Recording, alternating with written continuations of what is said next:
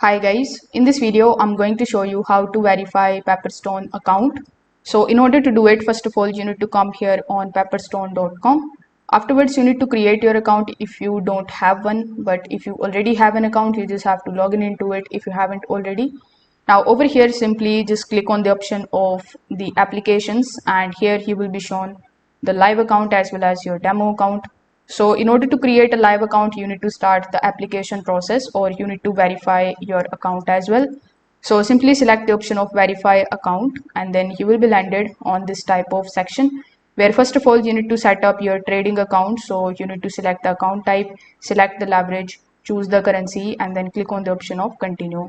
Now on the next page you need to provide your employment and the income related details, in which you just have to select the option what is your employment status, what position do you hold, then select which industry do you work in, your annual income, and bunch of other details. Then you need to press continue.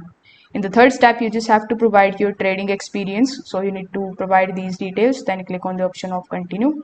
Afterwards you need to provide the uh, appropriateness test. So in this test you will be asked some of the questions relating to trading, basically in order to judge whether you have the knowledge about trading or not. So you need to pass this test, and once the test is completed it will be shown completed over here. Now you need to provide some of your personal details as well, so you need to provide all of these details. That includes providing your first name, your last name, your date of birth, etc. So when you provide all of these details, you will be shown the application status of yours. So as you can see, all of the applications are completed. So here you just have to agree to the terms and conditions, then click on the option of next.